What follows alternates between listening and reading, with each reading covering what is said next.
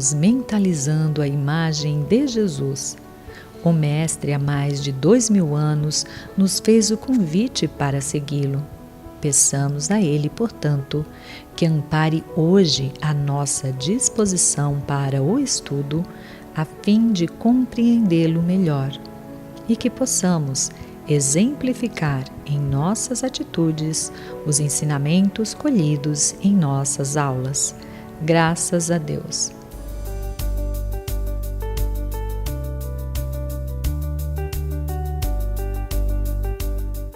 Olá, estamos novamente aqui no curso que é o Espiritismo da Federação Espírita do Estado de São Paulo.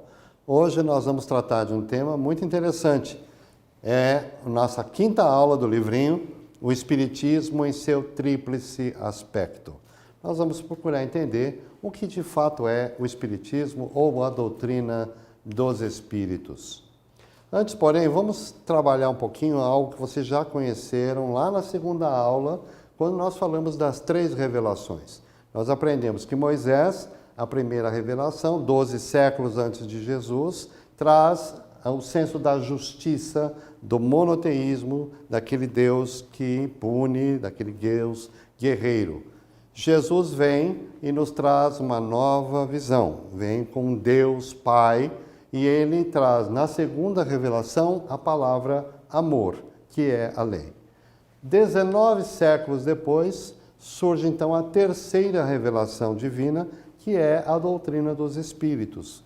Lá no século XIX, trazendo a palavra-chave verdade, não é? E o conceito de Deus é a inteligência suprema do universo. Se nós estamos com uma terceira revelação que trabalha como uma doutrina que traz o sentido da verdade, que é algo que a filosofia busca o tempo todo, nós vamos buscar entender qual é, então, esse aspecto da doutrina. Vamos iniciar quando ela surgiu, 18 de abril de 1857. Allan Kardec publica o Livro dos Espíritos. Na época da primeira edição, 501 perguntas somente. Somente lá na segunda edição, em 1860, é que então nós teremos as 1019 perguntas que estão hoje na nossa edição. É o livro que nós utilizamos atualmente.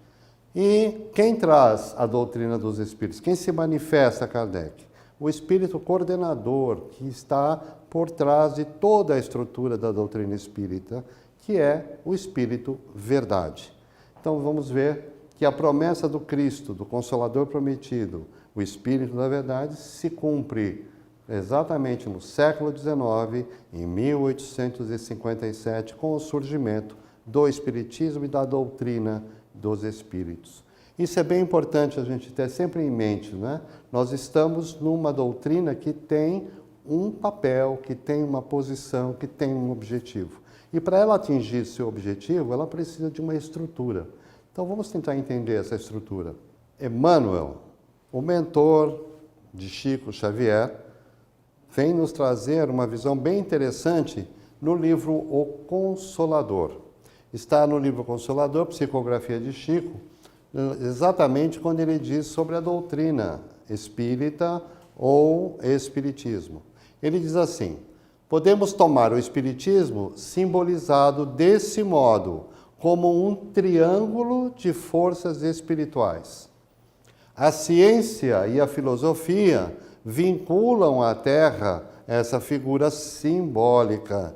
Porém, a religião é o ângulo divino que a liga ao céu. O que Emmanuel está nos dizendo é isso aqui. É um triângulo onde na base nós vamos ter a ciência que pesquisa e explica, a filosofia que indaga e esclarece, as duas vinculadas à base, elas são a base da doutrina espírita. E, se unindo, vão levar então para a religião, que é o que aprimora e sublima o homem. Então nós precisamos compreender que doutrina dos espíritos não é uma única coisa, não é uma única visão, não tem somente um enfoque. Ela precisa entender os três, ela precisa atender os três aspectos para que ela de fato esteja de acordo com a estrutura que os espíritos trouxeram e que Kardec codificou. Nós estamos falando de codificação de Allan Kardec, ok? Portanto, vamos prestar atenção nisso. A filosofia e a ciência conversam na doutrina espírita, trocam experiências, trocam informações, e isto com foco na religião, porque lembrando, como mencionei agora há pouco, ela é a terceira revelação divina. Ela é o consolador prometido por Jesus. Então nós vamos trabalhar essa ideia, tentando entender exatamente como funciona cada uma delas. Como é que está estruturada, então, a obra de Allan Kardec, a obra kardeciana?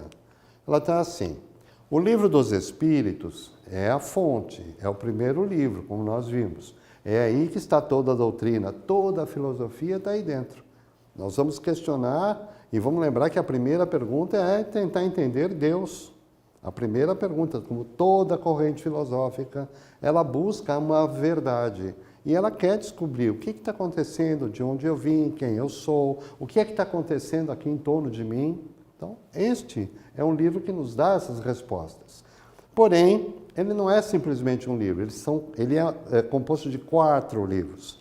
E o primeiro, segundo e o terceiro são livros científicos, trabalha com ciência. Então, ele vai escrever a última obra que Allan Kardec fez, em 1868, ele publicou, é a Gênese, totalmente ciência, juntamente com o Livro dos Médiuns, que é o livro 2, a partir do capítulo 6, também ciência. Mediunidade, como é que ela acontece, como é que são os fenômenos, que tipos de mediunidade existem, para que serve, juntamente com surgiu a Terra onde, como é que o mundo aparece, porque o que nós vemos aqui saiu da onde, quem criou isso tudo, de que jeito. Então é a visão do Espiritismo no seu aspecto científico, né? Aqui nós vamos ter, no livro terceiro, lembrando, o livro terceiro fala das leis morais, fala da perfeição. Então nós estamos trabalhando o conceito de religioso. Olha, o Evangelho é fundamentalmente religião, não é?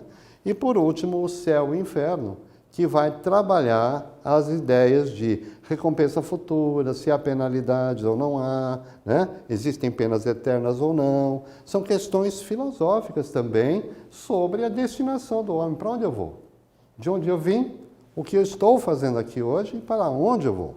Então, esses 5 livros que compõem a codificação de Allan Kardec, a codificação do Espiritismo, nos vai mostrar que existe, então, a filosofia, existe a ciência e existem aspectos de religião. Por isso que nós dizemos que o Espiritismo tem um tríplice aspecto, que é filosofia, ciência e religião, conforme Emmanuel coloca nesse triângulo, né, que ele mencionou. Mas vamos pegar uma fala do próprio Allan Kardec, que está nesse livro aqui, ó, o que é o Espiritismo. Note, não é o nosso livro do curso. O nosso livro do curso é homônimo, tem o mesmo nome que ele. Mas este livro foi escrito por Allan Kardec, né? O que é o Espiritismo. No capítulo 1 tem uma pequena conferência espírita de onde retiramos estas falas de Kardec. Olha, o Espiritismo é, ao mesmo tempo, uma ciência de observação e uma doutrina filosófica. Não é uma coisa antes nem uma outra coisa depois, uma maior e outra menor. Não. Como Emmanuel coloca, está na mesma fase, na mesma base, e elas conversam ao mesmo tempo. Como ciência prática, ele consiste nas relações que podem estabelecer com os espíritos, ou seja, como é que nós fazemos essa comunicação com os espíritos? Isso é fenômeno, isso é ciência prática. E, da mesma forma, como na filosofia, ele compreende todas as consequências morais. Se tem uma relação com espíritos, através de um fenômeno mediúnico, quais são os impactos disso? Quais são as consequências morais disso? Aí estamos falando no campo da filosofia. Complementando, ele diz: o Espiritismo é uma ciência que trata da natureza da origem e da destinação dos espíritos. Que espíritos? Nós. Não é? Vamos lembrar que todos nós somos espíritos. Nós estamos encarnados. Há espíritos desencarnados, mas nós estamos aqui também incluídos, né? A nossa origem, a natureza e a nossa destinação como espíritos e suas relações com o mundo corporal. Lembrando que nós sabemos que os espíritos interferem mais em nossas vidas do que nós imaginamos, né? Então, conforme Allan Kardec nos diz, referendando novamente ciência, filosofia e religião. Muito bem, vamos detalhar então esse triângulo que o Emmanuel nos trouxe, começando pela filosofia, que indaga e esclarece. A filosofia, na verdade, tem como estudo, como foco de estudo, a realidade que nós vivemos, né? Ela estuda os problemas fundamentais que existem na nossa vida, o conhecimento, a nossa linguagem, os nossos hábitos, como acreditamos, no que acreditamos, em que verdade nós estamos buscando, não é? Ela tem essa proposição como um processo de pensar e de buscar, né? Mas, para que isso seja realizado, tem um método. E esse método foi muito utilizado por Allan Kardec. Na verdade, ele criou uma maneira de equacionar as perguntas e as respostas para que nós pudéssemos ter, então, toda uma estrutura de raciocínio. Então, o método, dentro da filosofia, é fundamental. Segundo esses autores, Dominique Faulchild e Jean-Jacques Wunneburger, neste livro, Metodologia Filosófica, eles vão dizer o seguinte, ó, a filosofia é o método. Pensar também é saber pensar. Olha que interessante, e isso é importante para que nós possamos fazer uma correlação depois com o aspecto religioso. Nós precisamos saber pensar e não simplesmente aceitar tudo que chega como sendo uma verdade absoluta. Mas tem que ter uma razão de ser. O método não pode existir por si só, né? Então, nós precisamos, para estudar a filosofia, é imprescindível que nós tenhamos a leitura. Não se pode dispensar a leitura, diz o autor, a interpretação dos textos e a redação sobre as questões, exatamente como estamos utilizando aqui no nosso curso. No livro tem o texto, nós vamos ler o texto, vamos refletir sobre ele, vamos fazer a nossa apropriação do que ali está escrito e, em seguida, nós vamos fazer, então, a interpretação dessas informações e fazer a redação, quando nós respondemos às nossas questões aqui propostas em nosso livro, nós estamos fazendo filosofia. Nós estamos entrando na doutrina, estamos buscando a doutrina, tentando entender a sua estrutura, as bases que ela nos traz, não é? Então, esse é o processo de apreensão. Veja, não é apenas um processo mecânico, ir a um centro espírita ou fazer alguma coisa relacionada à doutrina para dizermos que somos espíritas. Não, precisamos estudar, interpretar e, ao mesmo tempo, fazer, então, a nossa produção pessoal, demonstrando a nossa apreensão. Se formos observar claramente, toda essa metodologia remonta à Grécia Antiga. Vamos lembrar que Sócrates ensinava através de perguntas. Nós vamos ver que Platão também se utilizava em toda a sua escrita de perguntas e respostas, como o nosso Livro dos Espíritos, 1019 perguntas com respostas. Portanto, a doutrina espírita tem toda esta base filosófica e estes espíritos estão, inclusive, no próprio conjunto de espíritos que trabalham e trabalharam com o Espírito Verdade na codificação da doutrina, não é? Vamos lembrar que o diálogo é uma maneira, é em sintonia com a razão, para levar o interlocutor ao encontro de sua alma. É esse o objetivo, nós nos conhecermos. Vamos lembrar Sócrates repetindo aquela frase lá que ele lia muito, que ele falava muito, conhece-te a ti mesmo. né? Fazer um encontro com a própria alma. E esses diálogos nos ajudam, porque estão em sintonia com a razão. A filosofia tem que estar muito atrelada com a forma de pensar, com a maneira de pensar e com a razão, né? Senão, nós caímos para uma outra corrente que não é exatamente essa que nós estamos tratando. Onde está, portanto, a força do Espiritismo, segundo Kardec? Lá no Livro dos Espíritos, nas conclusões, ele vai dizer: a força está na filosofia, não é no fenômeno. Não é no fenômeno. Muita gente vai seduzida pelo fenômeno, mas não é essa a força do Espiritismo, porque o fenômeno se manifesta em vários lugares, por várias pessoas. Nós estamos preocupados aqui em ver a força do Espiritismo. É na sua filosofia, por quê? Porque ela se dirige à nossa razão. Nós compreendemos, nós nos apropriamos e com esse encontro com a nossa própria alma, nós podemos crescer. E este é o grande objetivo.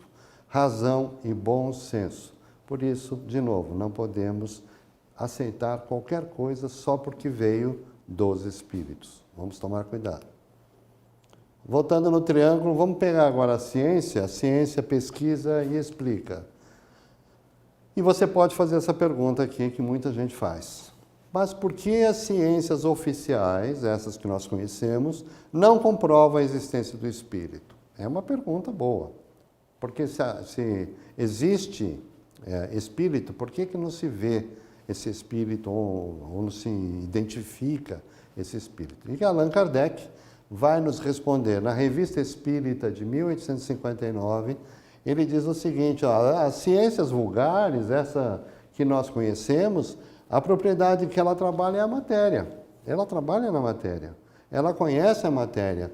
Todos os agentes são materiais, são forças materiais, que você pode fazer a qualquer momento experiências e pode manejar essas forças materiais como se quiser.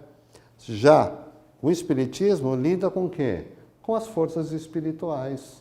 E espírito tem livre-arbítrio, tem inteligência, ele tem autonomia, ele não se submete necessariamente às regras daquilo que nós conhecemos como a ciência formal. Por isso tem que existir uma nova ciência, com novos mecanismos, com novos instrumentos, para que se possa então pesquisar esse mundo espiritual, e estes instrumentos, essa metodologia, estão aqui registradas na ciência espírita, quando nós vamos entendê-la mais profundamente.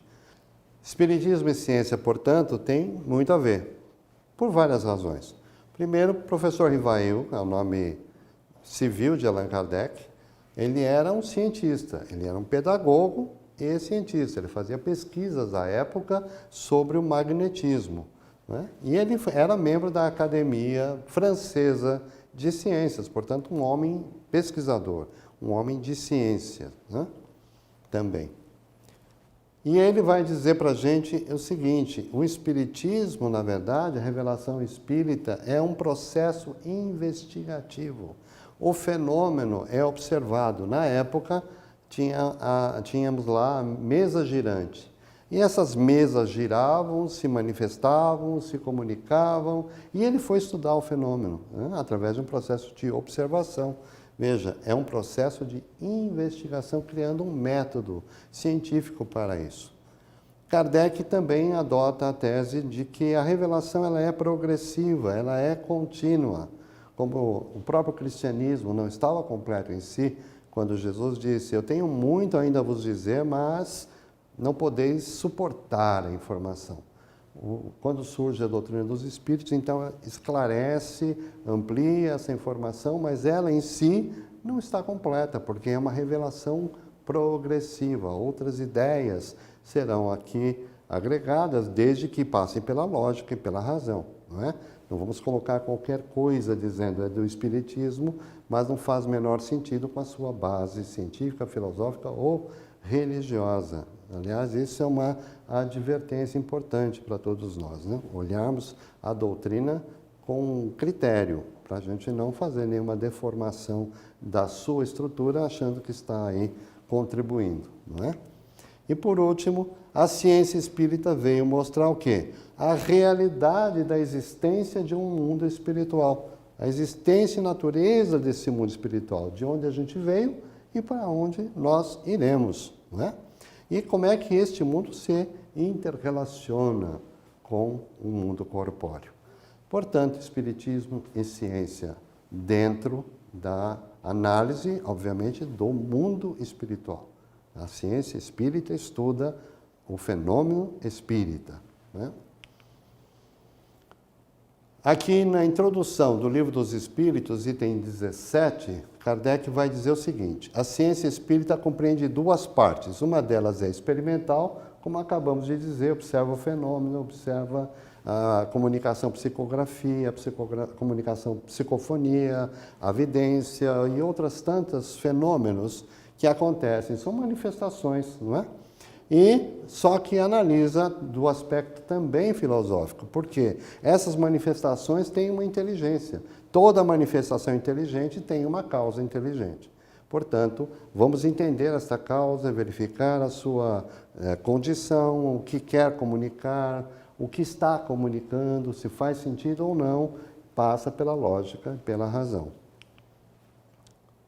Ok? Esta foi a ciência. E para encerrar, nós vamos para a religião, que é o topo desse triângulo, que aprimora e sublima.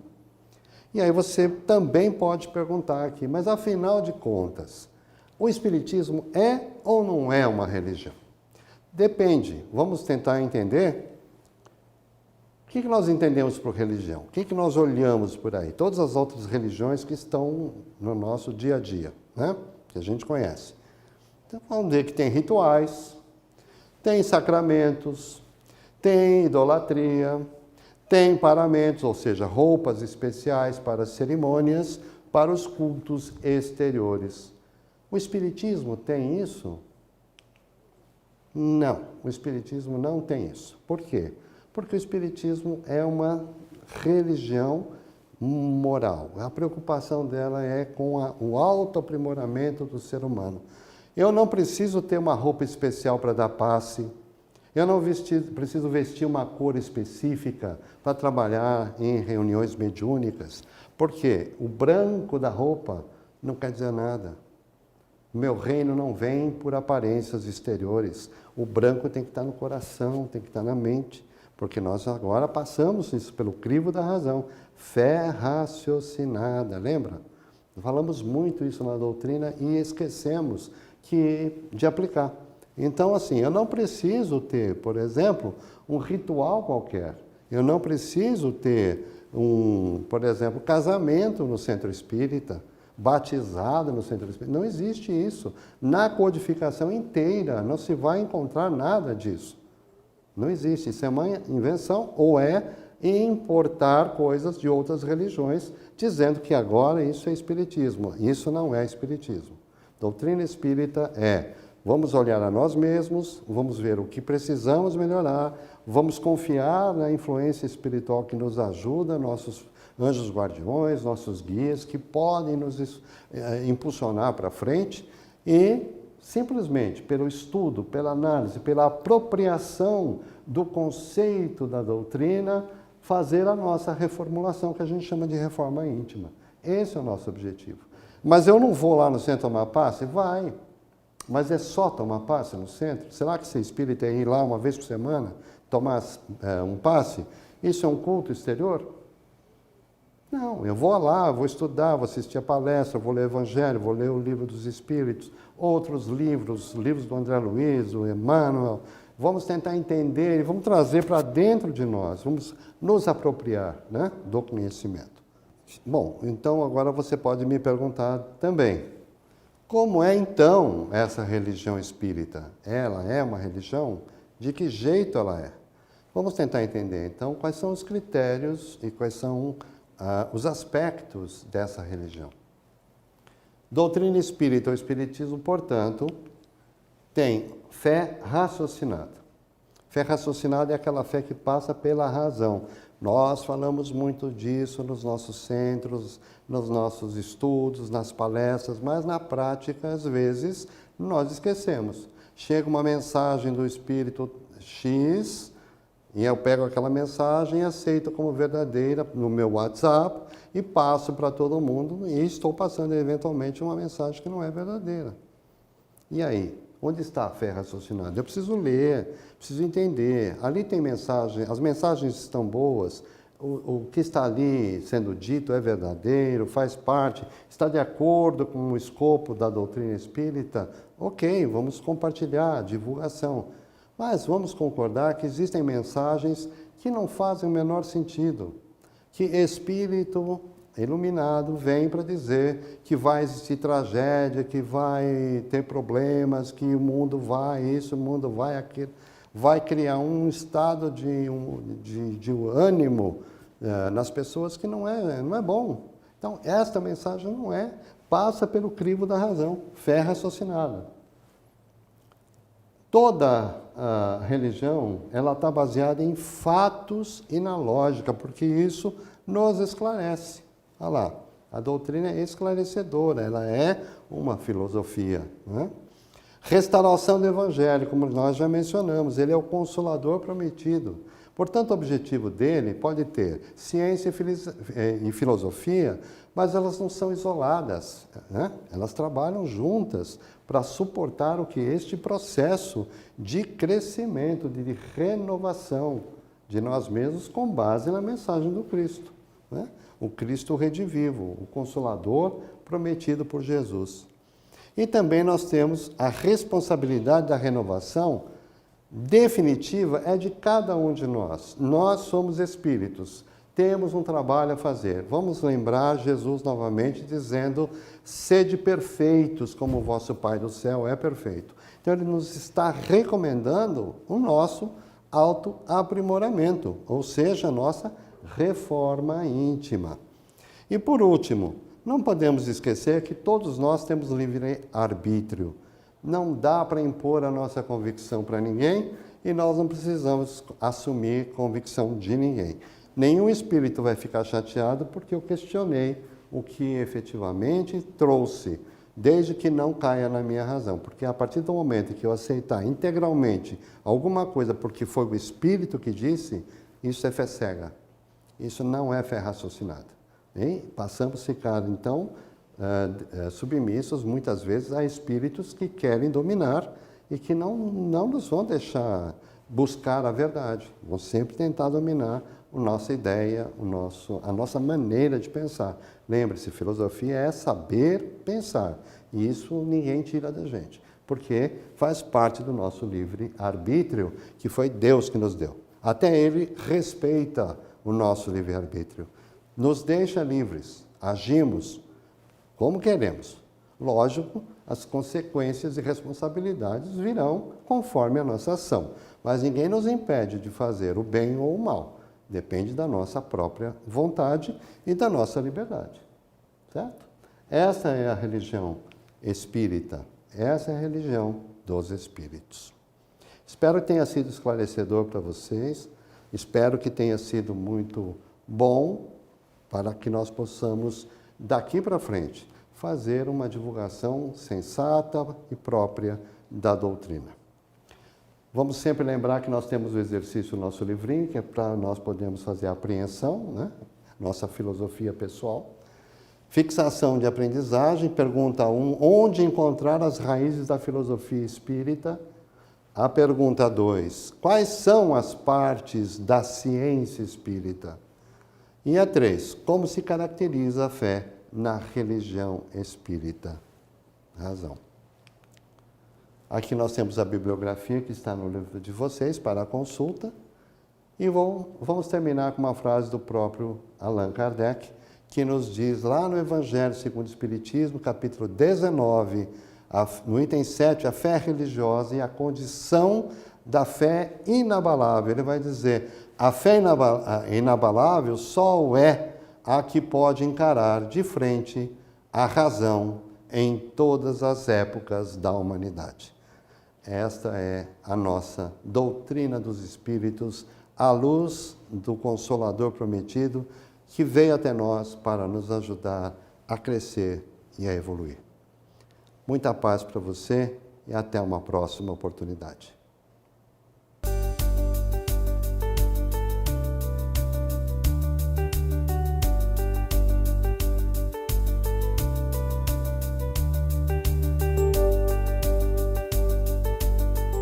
Olá, dando continuidade na nossa quinta aula, parte B, a parábola dos trabalhadores da última hora.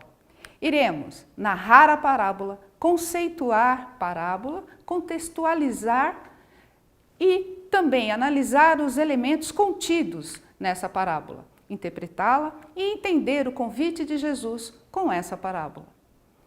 Lembrando que na época de Jesus, a jornada de trabalho iniciava-se às 6 horas da manhã e encerrava-se às 18 horas da tarde. E Jesus inicia essa narrativa nos dizendo que o reino dos céus é semelhante a um dono de uma vinha que saiu em busca de assalariar, contratar trabalhadores para realizar uma tarefa que ele não conseguiria realizar sozinho. Então ele encontra esses trabalhadores, combina o valor, que seria um denário, e os encaminha para a tarefa, para iniciar essa tarefa. E o tempo vai correndo, o dia vai correndo, e ele percebe que tem poucos trabalhadores e volta, por volta das 9 da manhã, para contratar mais trabalhadores para a colheita. E faz o mesmo feito e os encaminha novamente. Mas no decorrer dessa jornada, percebe que ainda falta trabalhadores. Volta novamente ao meio-dia e contrata mais trabalhadores e os encaminha novamente. E o tempo vai correndo e o trabalho, a tarefa ainda não cessando, ele volta por volta das 14 horas para contratar novos trabalhadores. Esse período era das 14 às 15 horas. E continua a tarefa. Mas, por volta das 17 horas, ele volta até o local e percebe que ainda tem alguns trabalhadores que não foram contratados por ninguém. E faz a pergunta para eles, dizendo, por que até agora vocês não foram contratados? E eles alegam dizendo que não houve ninguém que passasse ali e desse essa oportunidade.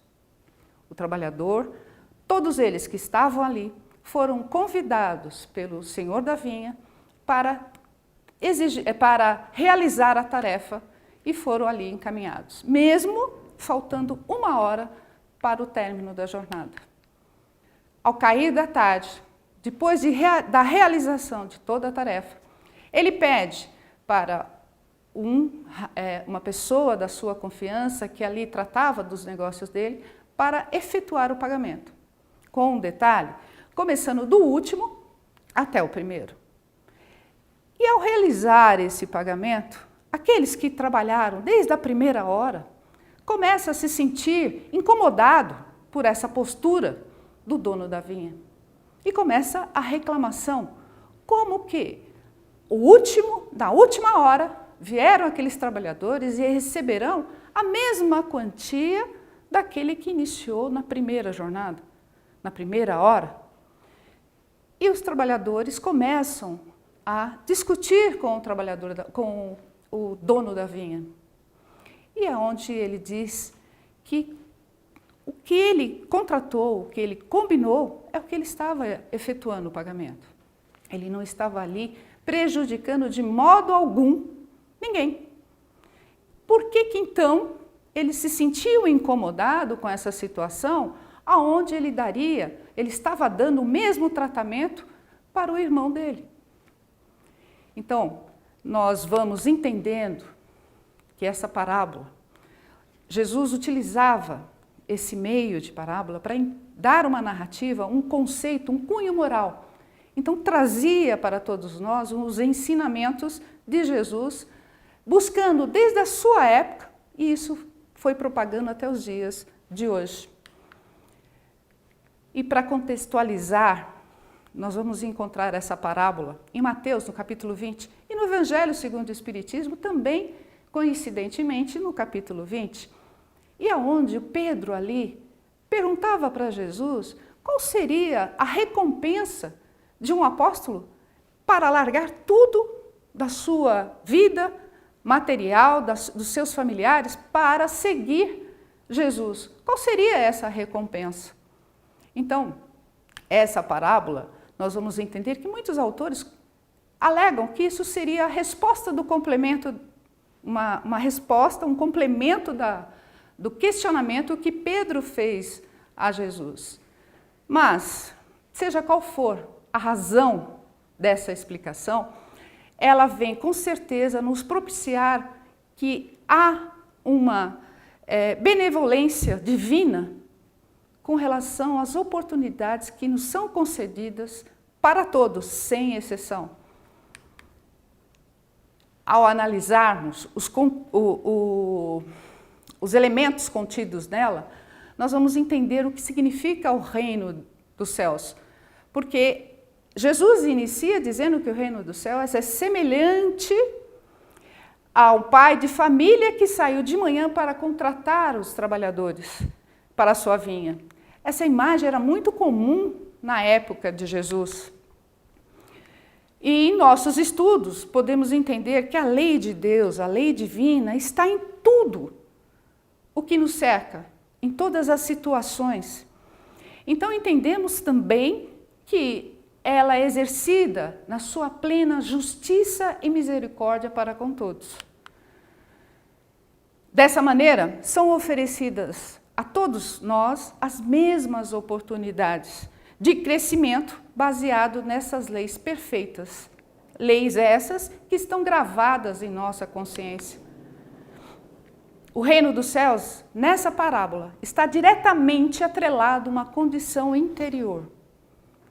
O reino dos céus não é um local circunscrito, e sim uma paz de espírito, um entendimento, onde nós vamos buscar a própria felicidade dentro de nós. Isso pautado na busca do caminho do bem, nas leis divinas, respeitando e obedecendo essas leis, os desígnios de Deus. Ao aceitarmos esse chamado e ao dedicarmos esforços, uma dedicação onde, mesmo sendo contratado na última hora, nós iremos desenvolver esse trabalho com amor, com carinho, nós também teremos essa plenitude, a conquista do reino dos céus em nós.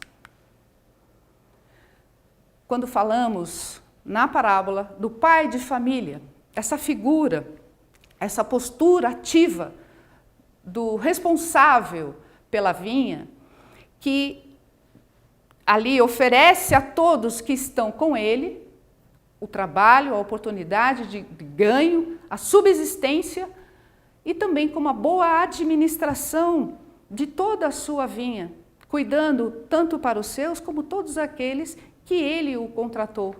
Então Jesus traz para nós também a presença marcante, o conceito de Deus como um pai de família universal. Então, podemos dizer que ele, Deus, é o dono da casa. Aqui, o pai de família representa Deus. Como um bom pai, ele nos dá, nos propicia tudo aquilo, todos os meios para a nossa subsistência e seu desenvolvimento. Então, para nós, tudo isso está atrelado por uma oportunidade que Deus nos concede. E precisamos entender que a sua bondade ultrapassa os limites até mesmo da nossa compreensão para conosco. Os trabalhadores, para entendermos esse elemento, os trabalhadores, percebemos a urgência com que o administrador da vinha ia buscar, a urgência que ele tinha em buscar todos aqueles que estavam parados para trabalhar.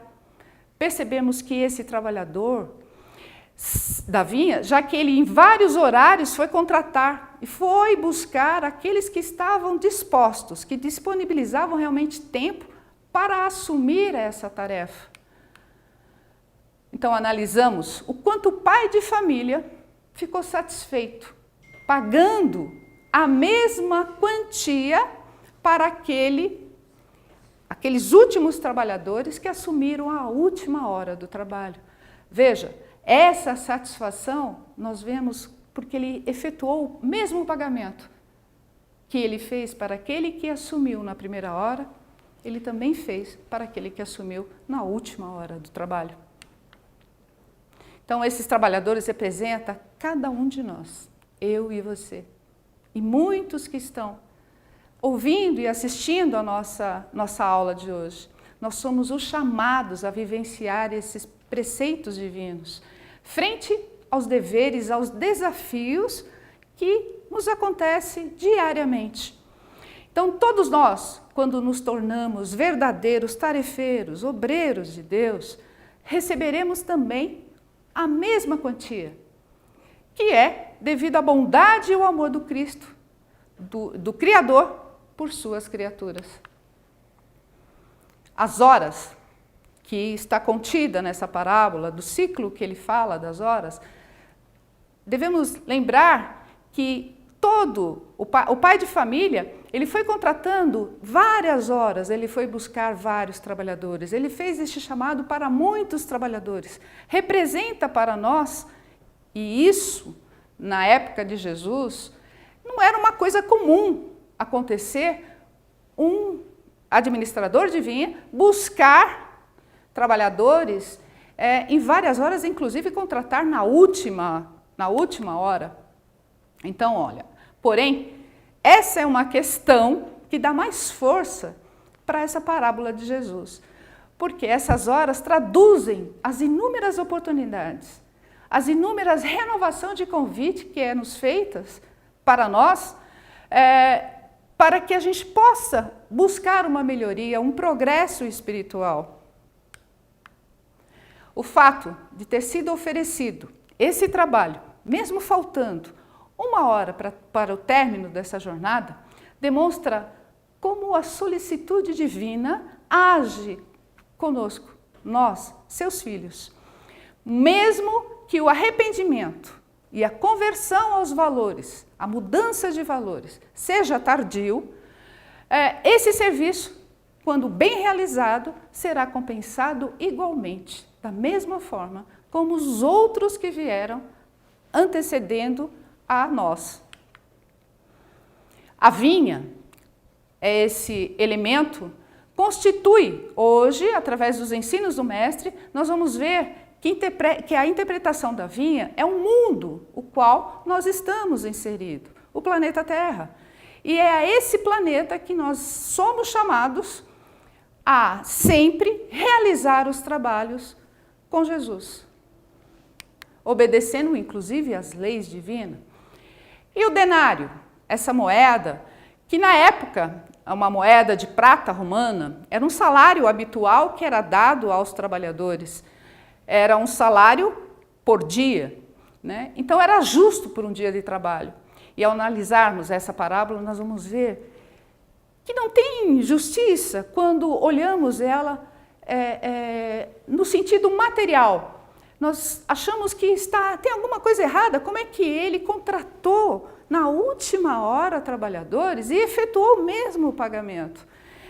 E aí, nós entendemos que essa estranheza só existirá quando olharmos um significado material, de valor quantitativo ali. Então, a pergunta, qual seria a simbologia, o significado dessa moeda, o denário? Deus é Pai de todos, sem exceção. Ele não separa a ninguém. Ele convida a vivenciar essa espiritualidade e a praticar as suas leis. Ouvimos o seu chamado em diversas horas, em diversos tempos, em diversos momentos da nossa existência. E quando acolhemos tal chamado, buscamos viver de acordo com esses preceitos espirituais, adquirimos mérito frente ao trabalho. Exatamente o mesmo valor. Recebemos o mesmo denário, usufruir do estado íntimo de pacificação e felicidade consequente da implantação do reino de Deus em nós.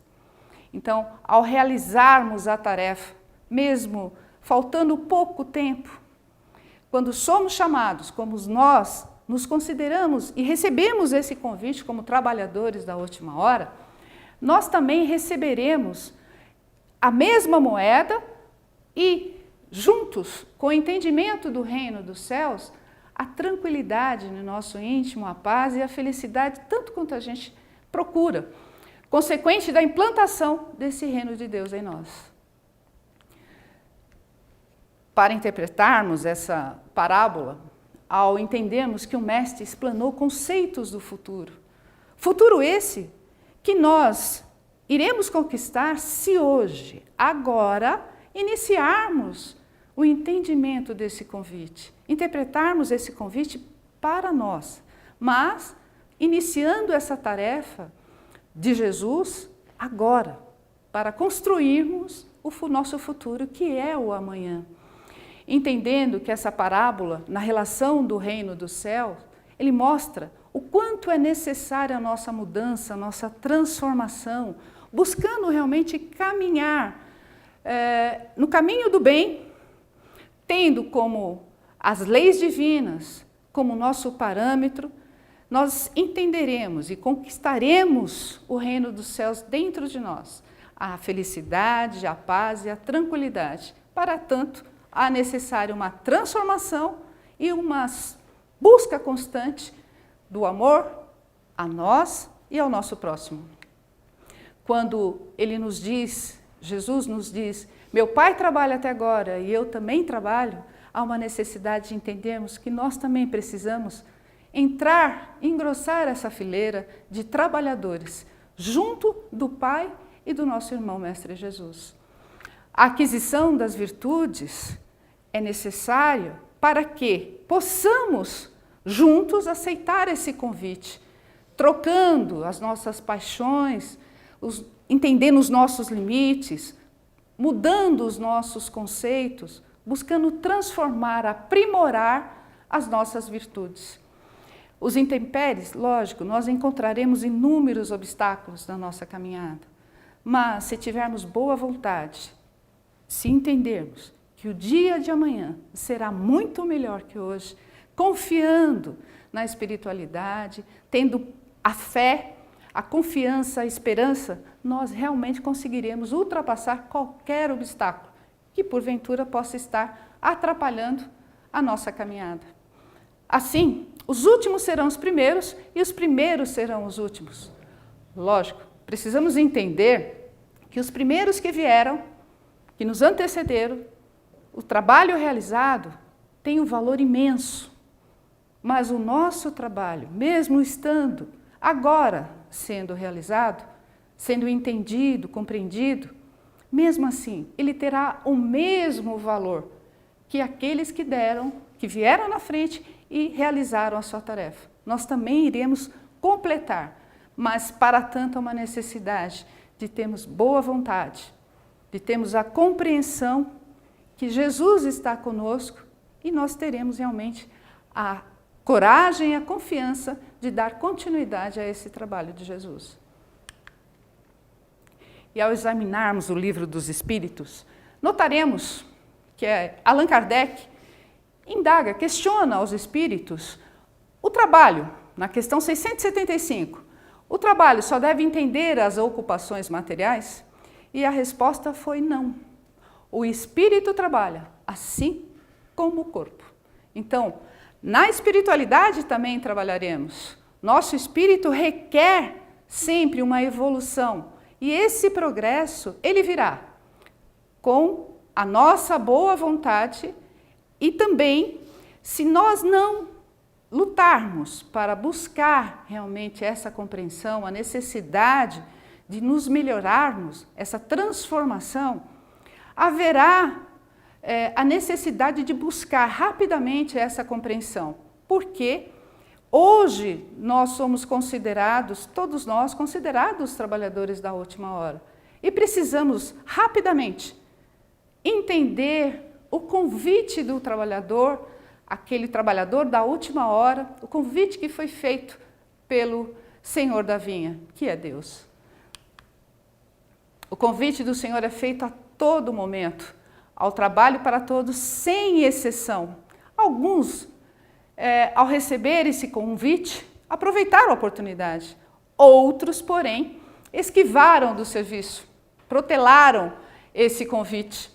Embora de forma tardia, o convite está sendo renovado para todos nós. Chegado o momento de professar a nossa fé. Será que hoje nós estamos aptos para trabalharmos ser considerados os trabalhadores da última hora? Aqui fica uma fixação de aprendizagem. As perguntas, caso haja dúvidas com relação às respostas, poderão recapitular a aula para ter uma maior compreensão. Aqui também ficam os livros que foram retirados a nossa aula de hoje e também serve como fonte para futuros estudos seu. Lembrando que Deus, dentro da sua misericórdia e amor, nos assiste sempre e nos concede inúmeras oportunidades. O estudo é uma delas. Persevere e nos encontramos numa próxima aula. Até lá!